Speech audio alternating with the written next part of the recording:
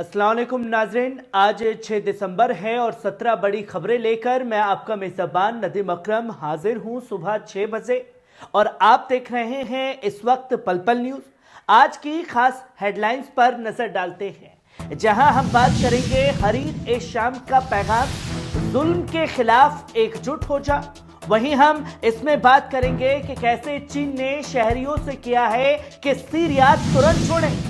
वहीं हम इसमें बात करेंगे कि दमिश्क के ऊपर इजरायली ड्रोन सीरियाई फौज ने मार गिराया है। वहीं हम बात करेंगे कि हमा में तहरीर ए शाम का हमला है, सीरियाई हेलीकॉप्टर तबाह कर दिया गया। वहीं हम बात करेंगे कि हिजबुल्लाह ने इजरायली ज्यादतियों पर चेतावनी जारी की है। वहीं हम इसमें बात करेंगे गजा में 24 घंटे में 48 लोगों को शहीद किया गया है, मलबे में फंसी है जिंदगियां। वहीं हम इसमें बात करेंगे कि ईरान रूस के साझा प्रोजेक्ट के बीच अमेरिका की जंगी चालें लोगों के सामने हैं। इन खबरों की गहराई में जाने के लिए बने रहिए हमारे साथ। आज की खबरों पर जाने से पहले एक अहम तारीख याद करना जरूरी है। 6 दिसंबर 1992 का वो दिन जब बाबरी मस्जिद को शहीद किया गया। ये सिर्फ एक इमारत नहीं बल्कि हमारी तारीख और जज्बात का हिस्सा थी।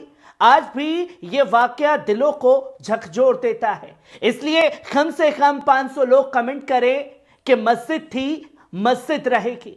वहीं बढ़ते हैं पहली खबर की तरफ, जहां तहरीर ए शाम ने हुमस दरा और दीर अज़ोर के अवाम से एक जज्बाती अपील की है कि अपने बयान में उन्होंने कहा कि हुमस दरा और दीर अज़ोर के लोगों, अब तैयार हो जाओ, जुल्म और जबर के खिलाफ एकजुट होने के लिए और मजबूती से खड़े होने का वक्त आ गया है। यह पैगाम मज़हमत और आज़ादी के लिए एक नई आवाज को बुलंद करता है, जो शाम के सियासी हालात में एक नया मोड़ ला सकती है। वहीं आप दूसरी खबर अपनी स्क्रीन पर देख सकते हैं। चीन ने अपने शहरियों से की अपील, सीरिया को जल्द से जल्द खाली कर दें क्योंकि अब सीरिया महफूज नहीं है। चीन ने अपने तमाम शहरियों से सीरिया छोड़ने की अपील की है। चीन का कहना है कि मौजूदा सुरक्षा हालात को देखते हुए वहां रहने वाले सभी नागरिक जल्द से जल्द मुल्क छोड़ दें। यह कदम मध्य पूर्व में बढ़ते तनाव और सुरक्षा चिंताओं के मद्देनजर उठाया गया है। वहीं आप तीसरी खबर अपनी स्क्रीन पर देख सकते हैं। सीरियाई फौज का करारा जवाब है, इजरायली ड्रोन को मार गिराया है। सीरियाई हवाई सुरक्षा प्रणाली ने दमिश्क के ऊपर उड़ रहे 2 इजरायली ड्रोन को रोककर मार गिराया है। इस कार्रवाई में कोई जानी या माली नुकसान नहीं हुआ है। यह घटना सीरिया और इजराइल के बीच बढ़ते तनाव का ताजा उदाहरण भी है, जहां सीरियाई फौज लगातार अपनी हिफाजत में मुस्तैद है और इजराइल को मुंहतोड़ जवाब दे रही है और उनके दहशतगर्दों को भी ठिकाने लगाने का काम कर रही है। वहीं आप चौथी खबर अपनी स्क्रीन पर देख सकते हैं। हमा के पास तहरीर ए शाम का बड़ा हमला, सीरियाई फौज का हेलीकॉप्टर मार गिराया। तहरीर ए शाम के लड़ाकों ने हमा शहर के करीब सीरियाई अरब फौज के हेलीकॉप्टर को मार गिराया है। रिपोर्ट्स के मुताबिक यह हमला उन मान पैड्स यानी कि man portable air defence system का इस्तेमाल करके किया गया, जो उन्होंने हाल ही में सीरियाई फौज के बेस से कब्जे के लिए थे।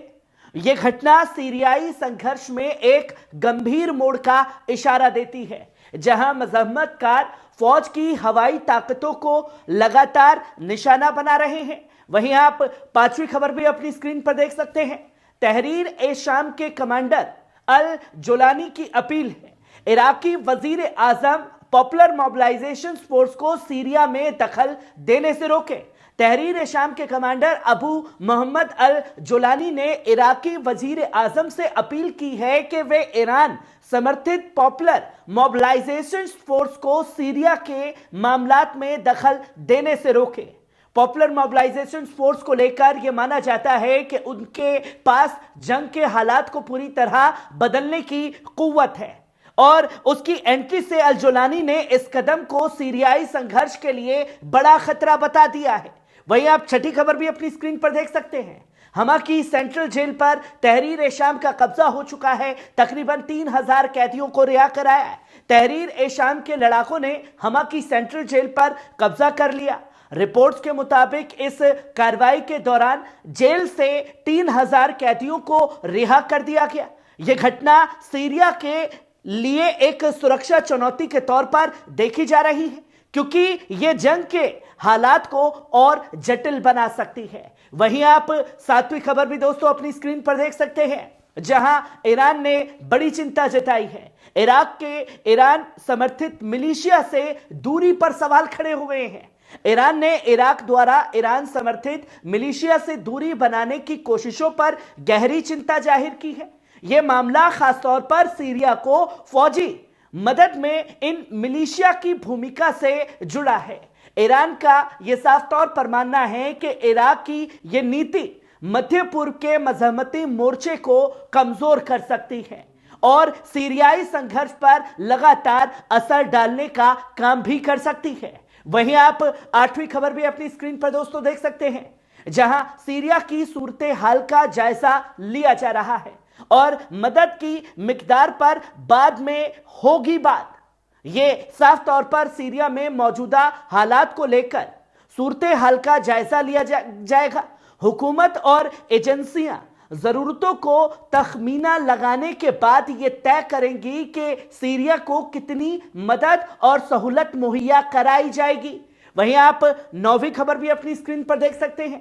ईरान ने शुरू की सीरिया के लिए फौजी तैयारियां। हिजबुल्लाह और इराकी शिया मिलिशिया को तैनात किया गया है। ईरान ने सीरियाई सदर बशर अल असद की मदद के लिए इलाकाई फौजियों को तैयार करने की मुहिम को अब तेज कर दिया है। रिपोर्ट्स के मुताबिक ईरान ने पहले ही हिजबुल्लाह और इराकी शिया मिलिशिया के लड़ाकों को सीरिया में तैनात किया था, जिन्होंने दहशतगर्दों का मुकाबला किया।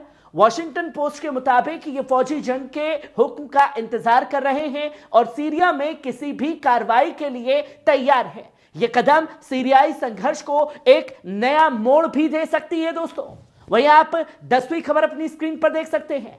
मध्य पूर्व में अमेरिका की जंगी चालों को समझना बहुत जरूरी है। जहां मध्य पूर्व में अमेरिका की जंगी चालें और आक्रामकता नीतियां लगातार बढ़ रही हैं, दूसरी तरफ रूस और ईरान के बीच एनर्जी और सिक्योरिटी के मैदान में बड़े मुश्तरका प्रोजेक्ट्स जारी हैं, जो क्षेत्रीय स्थिरता को प्रभावित कर सकते हैं। इन प्रोजेक्ट्स का मकसद न सिर्फ माली और सामरिक ताकत बढ़ाना है, बल्कि अमेरिकी दबदबे का जवाब देना भी शामिल है। वहीं आप 11वीं खबर अपनी स्क्रीन पर देख सकते हैं। जाखारोवा का बड़ा बयान सामने आया है, जहां विदेशी ताकतों की मदद के बिना सीरियाई मुखालफत इतनी जरूरत नहीं कर सकती थी। रूस की वजारत खारजा की तर्जुमान मारिया जाखारोवा ने कहा है कि अगर सीरिया की मुखालफत को विदेशी ताकतों से मदद ना मिलती तो वे इतने जरूरतमंद साहसी कदम उठाने की हिम्मत न करती। जाखारोवा का यह बयान सीरियाई संघर्ष में बाहरी दखल अंदाजी पर सवाल उठाता है और मुख्तलिफ की सियासी और फौजी ताकतों के पीछे की विदेशी मदद की तरफ साफ तौर पर इशारा करता है, जिसे पाल पोस करके इजराइल और अमेरिका द्वारा बड़ा किया गया है। वहीं आप 12वीं खबर भी अपनी स्क्रीन पर देख सकते हैं। कतर ने गजा में जंगबंदी के लिए फिर से निभाई सुलहकर्ता की भूमिका। गजा पट्टी में जारी नरसंहार और जंग के बीच कतर ने जंगबंदी के लिए सुलह की कोशिशें दोबारा शुरू कर दी हैं। यह जानकारी एक सूत्र ने दी है, जिन्होंने एएफपी को बताया कि अमेरिका और मिस्र के साथ कतर फिर से मध्यस्थता की भूमिका निभा सकता है। वहीं सूत्रों के मुताबिक इससे पहले कतर ने लगभग 14 महीनों से जारी जंग के दौरान जंगबंदी और बंधकों की रिहाई के लिए महीनों तक प्रयास किए थे, जो अब असफल रहे थे। चर्चा की संवेदनशीलता के कारण सूत्र ने हालिया बैठकों या सुलह के प्रयासों की ज्यादा जानकारी नहीं दी। हालांकि यह तय है कि अगर इस नाजुक मसले को सुलझाने के लिए फिर से सक्रिय हो गया है, जहां सीज फायर सबसे पहले प्राथमिकता दी जा रही है गजा के अंदर। वहीं आप 13वीं खबर अपनी स्क्रीन पर देख सकते हैं। हसन इजुद्दीन का बयान, हिजबुल्लाह की खामोशी की हद है। जहां लेबनान के वफादारी ए मुकामात ब्लॉक के एमपी हसन इजुद्दीन ने कहा है कि हिजबुल्लाह इजराइल की ज्यादतियों पर खामोश ज्यादा दिन नहीं रहेगा। उन्होंने यूएन रेजोल्यूशंस 1701 की निगरानी करने वाली कमेटी से यह अपील की है कि वे अपनी जिम्मेदारियों को पूरा करें। इजुद्दीन ने बताया कि हिजबुल्लाह जंगबंदी के समझौते का पालन कर रहा है, जबकि इस्राएल ने 80 से ज्यादा बार इसका उल्लंघन किया है। अलमायदीन को दिए इंटरव्यू में उन्होंने साफ तौर पर कहा कि इजरायली कब्जा दी डिवर्सिटीज को बर्दाश्त नहीं किया जा सकता। उन्होंने इसे एक ऐसी जंग बताया है जो लेबनान की सरहदों से बाहर तक फैली है और इलाके के मुस्तकबिल को तय करती है। इजुद्दीन ने कहा कि हमने जीत हासिल की है, मुकामात कायम है और इसके लिए जारी है और हमारी सरजमीन के दिफा के लिए हमेशा मौजूद रहेगी।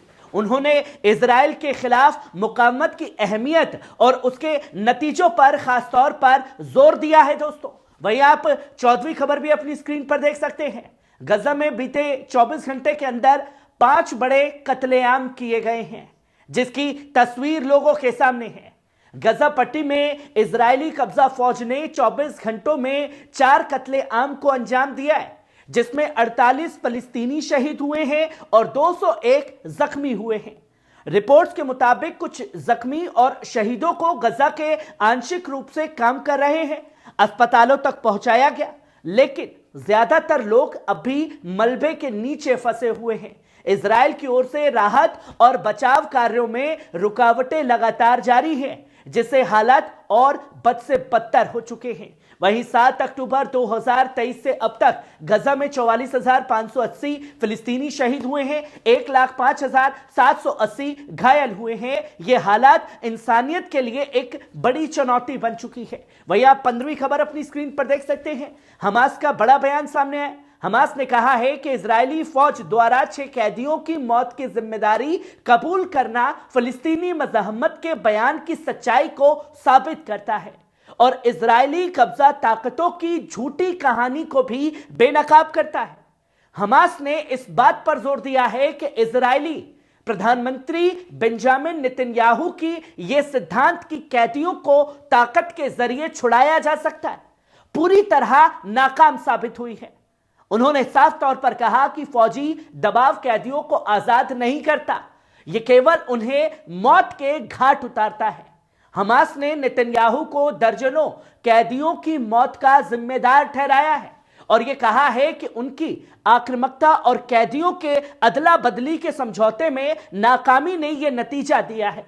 उन्होंने यह दोहराया है कि एकमात्र हल यही है कि आक्रमण खत्म किया जाए, इजरायली फौजों को वापस बुलाया जाए और कैदियों के अदला बदली का समझौता फौरन किया जाए। वहीं आप 16वीं खबर अपनी स्क्रीन पर देख सकते हैं। अमेरिकी जहाजों पर यमनी फौज का वार। चीनी जहाजों के पीछे यमन के सागर में पीछे छुपने को मजबूर है। अंसारुल्लाह मूवमेंट के leader Syed Abdul Malik al Houthi ने गुरुवार को बयान दिया कि यमनी फौज की बड़ी समुद्री कार्रवाई से अमेरिकी जहाज और बोट्स चीनी जहाजों के पीछे छिपने पर मजबूर हैं। उन्होंने कहा कि चीनी मीडिया ने रिपोर्ट किया है कि अमेरिकी जहाज यमनी हमलों से बचने के लिए चीनी जहाजों के करीब आ जाते हैं। सैयद हूती ने यह भी खुलासा किया कि यमनी फौज ने अब तक 211 जहाजों को निशाना बनाया है, जिसमें दुश्मनों से जुड़े कई जहाज शामिल हैं। वहीं आप आज की आखिरी और 7वीं खबर देख सकते हैं। इराक सीरिया सरहद पर हाई अलर्ट जारी है। निनवा में हशद अल शाबी ने सुरक्षा को मजबूत कर दिया है। हशद अल शाबी के प्रमुख फाला अल फयाज ने ऐलान किया है कि इराक सीरिया की सरहद पर सुरक्षा तैयारियां तेज कर दी गई हैं। यह बयान पश्चिमी निनवा के ऑपरेशंस जोन में दिया गया है, जहां फौजें पूरी तरह से मुस्तैद हैं। अलमायदीन के रिपोर्टर्स के मुताबिक इराकी सरहद पर फौजी टुकड़ियां तैनात की गई हैं, जो कायम जिले तक फैलती हैं। इराकी फौज के कमांडर्स का यह साफ तौर पर कहना है कि उनकी तैयारी मुकम्मल है और फौजें तैयार की गई रणनीतियों के तहत काम करने के लिए बेताब बैठी हैं। वहीं मोराल यानी कि हौसला और अल्टरनेस दोनों ऊंचे स्तर पर हैं। फयाज ने कहा कि हशद अल-शाबी निन्वा में एक जड़ पकड़ चुकी ताकत है और सरहद पर नई रणनीतियां और योजनाओं के साथ काम कर रही है। उन्होंने यह भी कहा कि सीरिया में हो रही घटनाओं का सीधा असर इराक की कौमी सुरक्षा पर पड़ता है। उन्होंने कहा कि इराकी फौज और सुरक्षा बल की मुल्क की हिफाजत और सलामती के लिए हर तरह की कोशिशें कर रहा है। उन्होंने ये यकीन दिलाया कि इराक अमन और स्थिरता की राह पर कायम रहेगा, जिसकी तस्वीर लोगों के सामने है। दोस्तों, ये थी आज की बड़ी 17 बड़ी खबरें। कैसी लगी कमेंट बॉक्स में आकर के अपनी राय जरूर दीजिएगा। शुक्रिया।